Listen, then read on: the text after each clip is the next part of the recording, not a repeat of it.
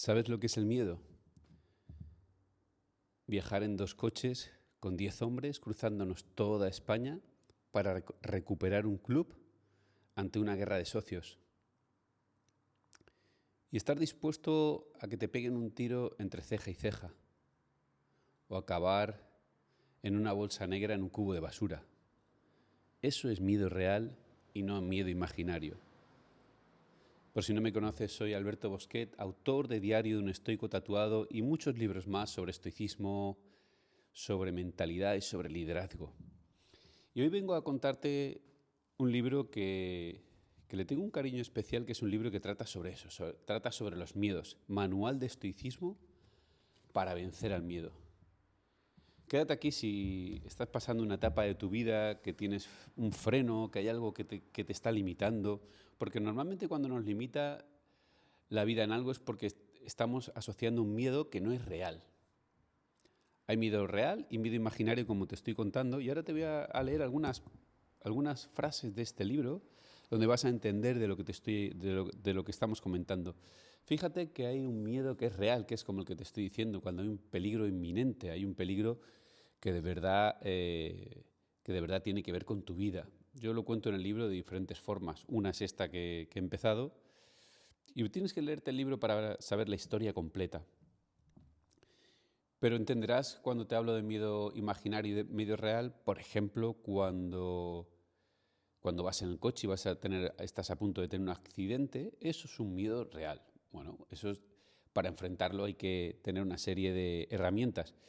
Pero la mayoría de nuestros miedos, y esto me lo encuentro mucho en las mentorías, la mayoría de nuestros miedos son miedos que no son reales, son miedos que tenemos, que pueden ser que tengamos ya heredados por nuestras creencias, e incluso muchas veces son heredados completamente por nuestras familias y por cosas que no nos han pasado y que tenemos ahí incrustadas, ¿no?, en nuestra pura genética. Te voy a leer 7 de los miedos universales. Hay 7 miedos universales que realmente no tienen una realidad pura, pero nosotros los adaptamos para nuestra vida, y lo que nos hacen es frenarnos en todo aquello que queremos conseguir, superar o crear. Hay un octavo, que es el octavo miedo que hablo en el libro, que es el que realmente deberías tener miedo. A ese miedo deberías tener miedo. Y voy a leerte textualmente del libro, ¿no? Y dice: primer miedo, miedo a la escasez. La falsa creencia de que nunca habrá suficiente nos ata al materialismo y a la ansiedad de acumular, en lugar de entender que lo esencial nunca te falta. Aquí te explica en el libro que el miedo a la escasez es algo que todos tenemos intrínseco, ¿no? Parece que nunca es suficiente. O yo me he encontrado mucha gente que realmente puede tener una economía bastante solvente, y aún así siempre tienen ese miedo a la escasez. Y este libro te cuenta cómo desarrollar ese trabajo del miedo, ¿no? Vamos a por el segundo miedo, que sería el miedo al rechazo. La necesidad de ser aceptado, la dependencia de la validación externa, nos hace vivir en función de la opinión de los demás, en lugar de nuestra propia verdad. Y esto también pasa muchas veces, el miedo al rechazo. Porque cuando tienes ese miedo al rechazo es como que no llegas a atreverte a hacer nunca una cosa, porque siempre estás pendiente de lo que van a pensar los demás. Y es que a los demás se las suda completamente lo que tú vayas a hacer. Pero siempre vivimos resguardados, ¿no? Como, ¿y qué pensarán o qué dirán? Y esto pasa mucho ahora con las redes sociales. Yo no viví en mi juventud las redes sociales, pero pienso que la juventud que está ahora viviendo las redes sociales, como están expuestas a un mundo muy amplio y muy grande, siempre están con ese miedo al rechazo, ¿no? Miedo a querer ir a por tus sueños, miedo a exponerte. Pero si realmente a la gente que le importas, realmente a la gente que para ti es importante, la que te ama, la que te quiere, o sea, no te va a rechazar nunca, no va a ser algo que te vaya a influir nunca. Pero es que lo tenemos incrustado, ese miedo al rechazo. Miedo al rechazo para intentar crear algo, o salir en las redes sociales, o exponerte. ¿Tú piensas que yo tengo miedo al rechazo por ponerme aquí ante la cámara? Me la suda completamente. O sea, Las personas que me quieren, que pueden coger algo de este vídeo, que pueden aprovecharlo, lo van a aprovechar. Y los que sean los haters, los que no me importan nada, me va a dar igual. O sea, pero es que el miedo al rechazo no solo va a ser en la cámara de vídeo, va a ser el miedo al rechazo a una forma de vestir, a una forma de actuar, a una forma de ser en el mundo. Ese es el miedo al rechazo, ¿no? Porque no te deja expandirte, no te deja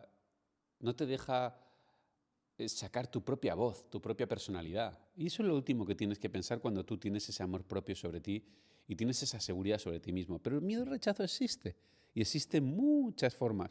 Fíjate que una de las cosas que hay uno de los miedos también que se dice mucho es el miedo a hablar en público.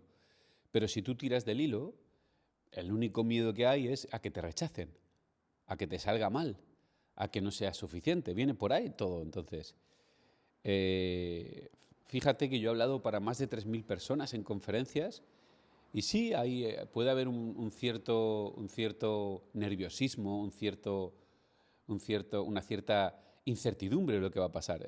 Todo esto pasa y es normal y es bueno, Pero no hay un miedo al rechazo a que vaya a gustar o no. O sea, el que vaya a gustar o no, yo lo llevo dentro de mí. Yo sé quién soy y sé qué mensaje quiero dar al mundo. Entonces, cuando tú tienes trabajado ese miedo al rechazo, te expandes. Vamos con otro. El miedo a la soledad, la incapacidad de estar con uno mismo, el pánico al silencio, nos hace aferrarnos a relaciones dañinas o a la distracción constante, evitando la introspección. Esto también pasa mucho. Típicas parejas que lo dejan con una pareja y enseguida tienen que coger otra pareja, tienen que arrimarse a otra pareja, porque no saben estar solos. No saben, pero si la soledad es el autoconocimiento más puro que hay, porque cuando tú te amas y sabes quién eres, ahí es donde puedes conseguir a una pareja que se ama y sabe quién es, porque no precisas ni necesitas de esa pareja. Y fíjate que nosotros que nos dedicamos al tema de la meditación y al tema de hacer retiros, etcétera, etcétera, por todo el mundo, te das cuenta que el mayor miedo que tiene la gente es al silencio, ¿verdad? Lo primero que escuchamos en los retiros es, es que no puedo estar callado 2 días, ¿no? En silencio 2 días, o no puedo estar sin el móvil.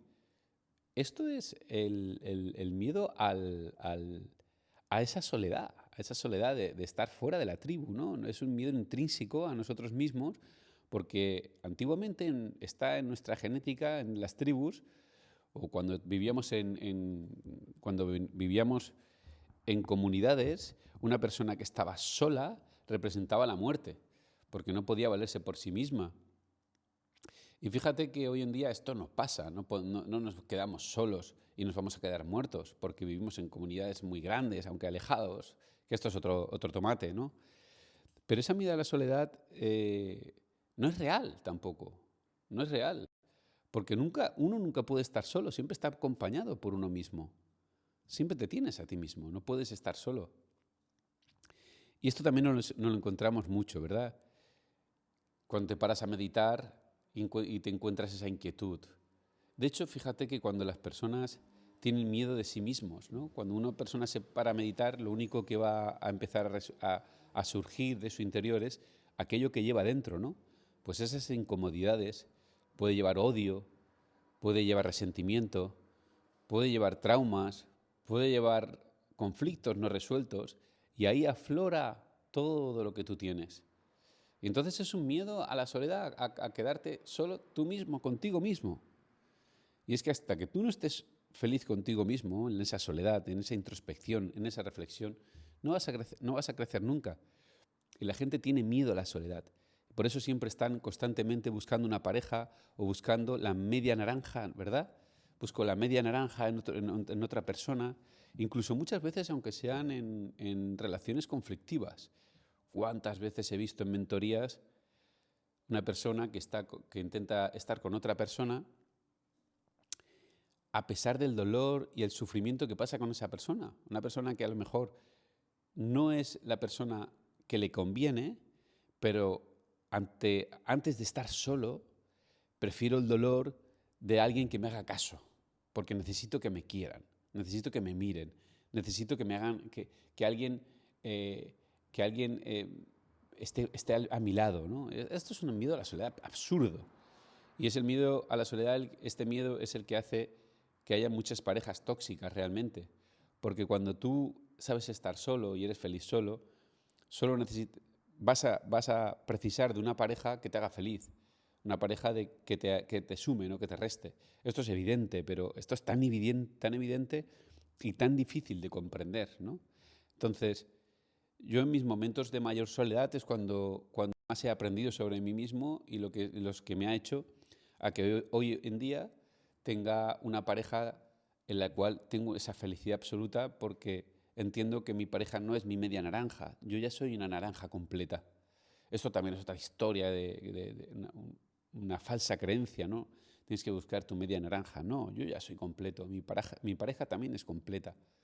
Y nos complementamos, esto es lo importante, ¿no?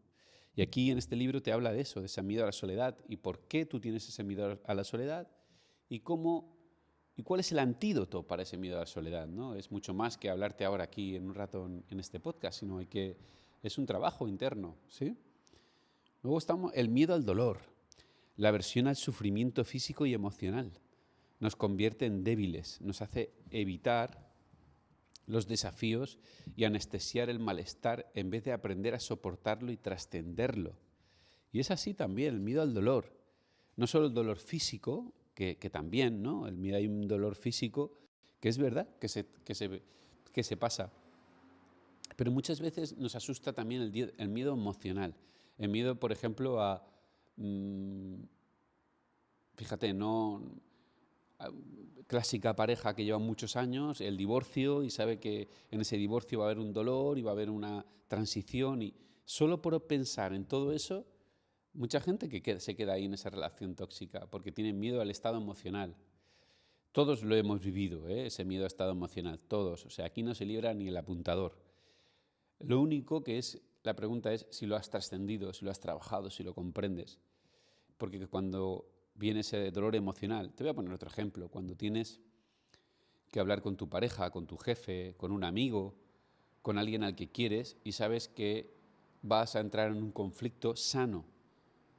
Porque cuando tú hablas desde una compasión, ¿verdad? Desde una compasión, hablando con amor y hablando desde tu interior real, sabes que a esa persona le puede doler, te puede doler a ti, podéis entrar en un conflicto sano que está bien porque os va a hacer crecer. Pero eso también es entrar en un estado emocional, ¿no? Parece que muchas veces todo está bien y no quiero entrar en ese conflicto, pero hay que entrar a veces en ese conflicto para crecer. Y el miedo al dolor también pasa mucho, ¿no? Hay gente que tiene miedo a ese dolor está bien, ¿no? Porque fíjate, Marco Aurelio, el gran Marco Aurelio, yo lo hablo aquí en este libro de estoicismo, era un tipo que estaba enfrente de la batalla y con muchos dolores físicos. Y él lo decía, ¿no? Yo puedo tener un dolor físico, pero ¿qué hago con ese dolor físico? El dolor puede estar en mi cuerpo, pero no en mi mente. Eso te ayuda también a llevarlo de otra forma, ¿verdad? Yo estoy en una época de mi vida que años atrás tuve una lesión fuerte de espalda y vivo con dolor constantemente. Es un dolor constante que al final lo aceptas y lo trabajas también. Luego también está el miedo al fracaso, la parálisis ante la posibilidad de perder. Nos impide arriesgarnos, aprender y evolucionar porque tememos equivocarnos y ser juzgados por ellos. Miedo al fracaso, ¿verdad? ¿Qué va a ser de mí? O si hago esta cosa o hago la otra, y qué van a pensar. Pero si la gente o sea, no somos tan importantes para pensar que la gente va a estar pensando en qué hacemos o qué no hacemos, ¿no? Yo si me paro a pensar en mi vida, estoy construido a base de todos esos fracasos que he trabajado. Incluso aquí en España hay esa jodida lógica de que si alguien ha montado una empresa o ha montado algo y fracasa, es juzgado porque, bueno, pues no le fue bien, ha cerrado. Y fíjate que en Estados Unidos hay otra creencia totalmente distinta. Un hombre o una mujer se ha forjado a base de sus fracasos, y cuanto más fracasos tiene, más preparado está para la vida, para diferentes cosas. Es como que una persona que ha pasado, es como si tuviera una serie tatuajes, heridas, en las cuales se hace más sabio ante todos esos fracasos. Esto es muy importante porque el miedo al fracaso es nos paraliza en todas estas cosas. Este libro a mí me ha ayudado mucho a trabajar ese miedo al fracaso, ¿no? Estoy ahora en una parte de mi vida con una serie de cosas que son una toma de decisiones, como por ejemplo cuando dejé el box, cuando por ejemplo ahora que me voy hacia Lombok a ver si puedo buscar diferentes áreas en mi vida en las que quiero crecer y te entran los miedos, ¿no? Miedo a la seguridad de lo conocido, de lo que tengo aquí, de lo que puedo hacer aquí. Y esto no te hace crecer. Entonces, cuando te das cuenta de este miedo al fracaso, dices, no hay fracaso, solo el fracaso está en tu mente. Ilia Tupuria le hablaba mucho, ¿no? Que cuando, oye, ¿qué pasará el día que fracases en una pelea o que pierdas? Y él decía, no pierdo una pelea, pierdo una batalla, pero no la guerra completa, ¿verdad? O sea, lo único que hago es aprender. Luego hay otro miedo en este libro que te dice el miedo a la incertidumbre, la necesidad de control, de garantías absolutas, nos mantiene atrapados en la zona de confort, sin permitirnos vivir la vida tal cual y como es. Vamos, que no la puedes controlar. Y es que es así, vivir en incertidumbre es algo normal. O sea, nadie tiene un seguro a todo riesgo en esta vida. Entonces, este libro te habla de ese antídoto para vivir en la incertidumbre, ¿no? Y luego también está el séptimo miedo, que es el miedo a la muerte, que realmente es la raíz de todos los miedos. Nos aterra nuestra propia idea de morir y nos hace postergar la vida. Solo cuando aceptamos nuestra mortalidad aprendemos a vivir de verdad, porque entendemos que estamos de paso, como las nubes, estamos de paso. Esos son los 7 miedos universales que todo humano tiene intrínseco en su vida. Son 7 miedos que, si lo piensas realmente, no son miedos reales. No es un miedo realmente como el que te contaba al principio de este vídeo. Un miedo real es que ahora mismo este techo se vaya a caer. Ahí hay que tener miedo real. Si empieza a romperse, vas a tener que correr. Y este libro va a quitarte los miedos para siempre. Y entonces, no solo eso, sino que te hago la introducción sobre el miedo, de todo lo que estamos hablando, y te voy a citar exactamente algunos textos. El miedo es una construcción mental, una prueba que nos pone la vida para inspirarnos a crecer. Realmente tú tienes que pensar que el miedo te va a ayudar a crecer. El miedo, la única forma de trabajarlo es enfrentándolo. El miedo nos desafía porque sabe que sin incomodidad no hay transformación. Nos empuja a la orilla del precipicio y nos obliga a elegir. Quedarnos donde estamos o saltar y descubrir de qué pasta estamos hechos. La respuesta al miedo no es la huida, tampoco es la lucha. La respuesta es el amor. Y te preguntarás, ¿cómo el amor? Sí, amor por la vida, amor por el desafío, amor por lo que queremos proteger, amor por la persona en la que podemos convertirnos cuando atravesamos esa prueba. Y leo otra vez, amor por lo que queremos proteger, porque si tú tienes a tu cargo hijos, familia, tú quieres proteger a esa familia. Y el miedo te frena, pero el amor lo supera, porque quieres proteger a esa familia, ¿verdad? Los estoicos definían a su filosofía como los guerreros de la mente. ¿Y por qué un libro sobre miedo, no? Fíjate, otra cosa que dice el libro. Se lucha con amor por las personas se lucha con amor por las personas por la persona en que te conviertes. Se lucha por amor por la persona en la que te conviertes. Totalmente de acuerdo. Por la persona en la que te conviertes al desafiar esos miedos, ¿no? Y dice así, ¿por qué un libro sobre el miedo? Porque el miedo está detrás de cada decisión que metemos en el cajón y de cada sueño que dejamos morir, acabando en el cubo de la basura, porque paraliza y encierra más que una celda, porque nos han enseñado a temer al miedo en lugar de comprenderlo y usarlo. La mayoría de las personas pasan por la vida evitando el miedo. Se quedan en trabajos que odian, en relaciones que no les llenan y en vidas vacías por miedo. En una zona de confort que no les hace felices, pero que les parece más segura que lo desconocido. no avanzan porque el miedo les dice que es mejor no arriesgar. Pero, ¿y si el miedo no fuera el enemigo? Porque el miedo no se vence pensando, se vence actuando. Esa es la clave del miedo. El miedo te paraliza. Y fíjate que una de las primeras veces, lo cuento en el libro, la primera vez que yo sentí el miedo es el miedo al abandono. Es el miedo al abandono.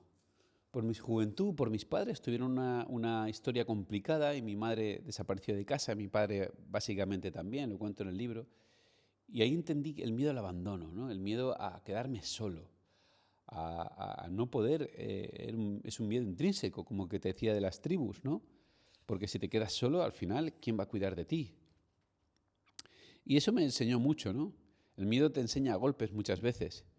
Pero el miedo no desaparece. El miedo, por mucho que tú escondas debajo del cajón, no desaparece. El miedo se enfrenta. Fíjate que te voy a contar un poco por qué ese miedo al abandono y los 3 tipos de miedo. Y es que el primer miedo es cuando nacemos. Nosotros cuando nacemos, al final, en el primer grito que nacemos, fíjate que lo primero que pasa es que nos separan de nuestra madre, del cordón umbilical, de la comida que nos da, de estar tranquilos dentro del útero materno y estar con comida, seguros, nada nos va a pasar y de repente, ¡pum!, salimos a la luz y estamos en un lugar expuestos, separados, ¿verdad? Estábamos unidos, ahora estamos separados de la madre y lo primero que hacemos es llorar, ¿verdad? Lo primero que nos hacen es llorar y gritar.